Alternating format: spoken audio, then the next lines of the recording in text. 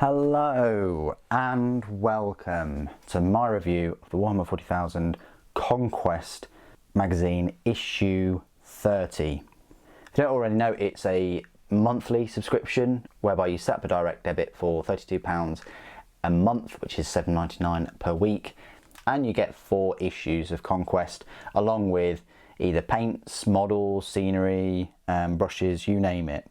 In issue 30 we got our first STC Riser Pattern Ruins. The issue, as always, is £7.99.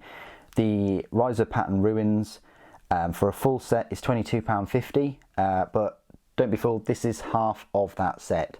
So essentially the scenery there, if you were going to buy it full price, would be £11.25. So you're only saving £3.25. That's not as much of a saving if you got this scenery kit from like a third party or something. So just bear that in mind, that when they are bundling scenery kits or sometimes even models, they're cutting it in half basically and spreading it over a couple of issues. If you've got a lot of scenery, or if you've got all these Riser Ruins, you know, it might be worth you getting more. Can never have too much scenery, I suppose, but I do like the magazine for giving you scenery at least, rather than just models every week, because then you'd have to go and buy that all separately. So let's firstly have a look at the issue. This is probably going to be quite a quick review because, you know, it is just scenery. I can compare it to a Tectonic frag drill though, which I'll do in a moment. So it goes through 40k history in terms of the Primarchs and the Horus Heresy. You've got a another map of the Cicadrix Maledictum, Homeworlds, Heralds of Nurgle, Potspringers and City of the Dead. And then how to build the Riser Ruins. Very, very straightforward.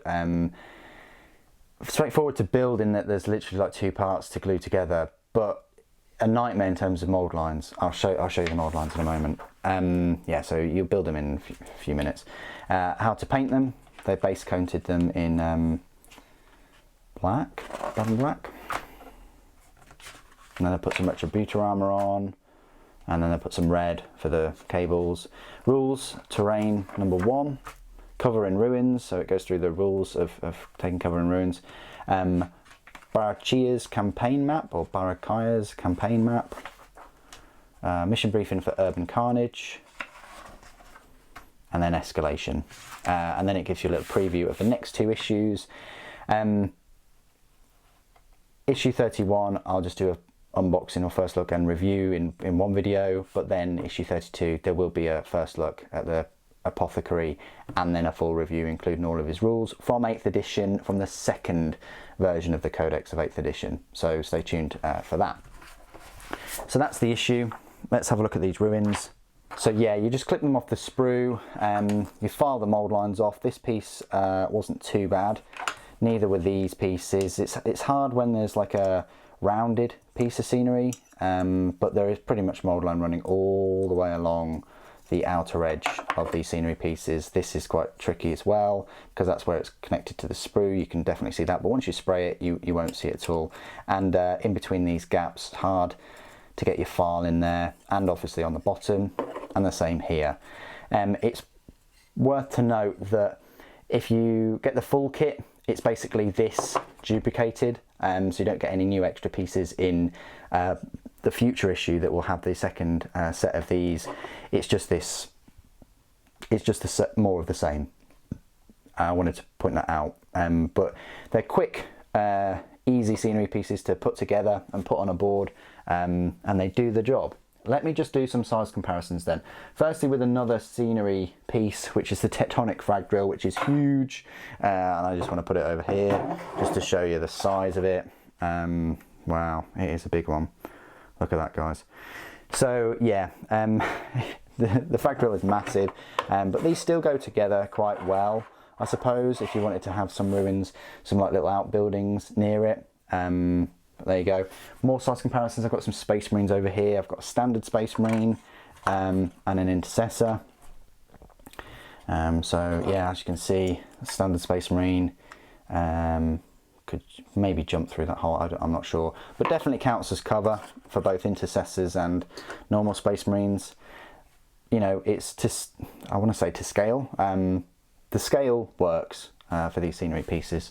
And there you go, that's pretty much all I can say about these scenery pieces. In terms of rules wise, you find them in the rule book under battlefield terrain, under ruins, I'd want to call them. So unless models can fly their vehicles or the monsters or bikes, they end their move on the ground floor. Well, all of this is on the ground floor anyway.